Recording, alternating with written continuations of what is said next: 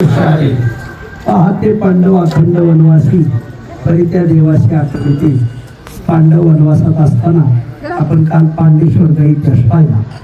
तर पांडेश्वरला ज्या वेळेस त्यांचं मोठा यज्ञ होता त्यात पितृतिथी होती आणि त्या यज्ञाला पितृतिथीला जे पाणी लागत होतं आणि जो ब्राह्मण लागत होता या भागात ब्राह्मणाचं त्या काळात दुर्भिक्ष, पाण्याचं दुर्भिक्ष.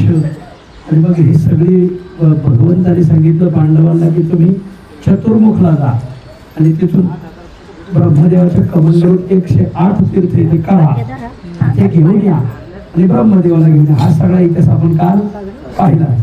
आणि मग तिथून ब्रह्मदेवाच्या अंगावर ते पाणी ओतलं आणि ती कळा नदी तिथून उगम पावली. जशी पांडव पुढे जायची तशी करायची. हे बघितलं डाव्या हातावर करायचं. आवाज येतो का पाण्याचा? हो.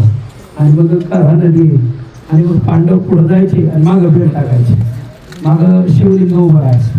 आणि ब्रह्मदेव शाप याला जवळ आले की शिवलिंगाची पूजा करत बसायचे आणि पांडव बरेच पुढे जायचे. तोपर्यंत ब्रह्मदेव पूजा आवडून लगेच परत चालायची. परत पांडवाच्या जवळ आले की पांडव मागं बेल टाकायचे. अशी तिथून तराईच्या काठावर पांडवांनी स्थापिलेली आणि ब्रह्मदेवाने पूजिलेली शिवलिंग. अखेर शेवट पांडवांच्या जवळचा बेल सरला म्हणून गावाचं नाव पडलं बेलसर. आणि हेकीचं शेवटचं शिवलिंग बेलसर. आणि हे बेलसरचा भगवंत महादेव.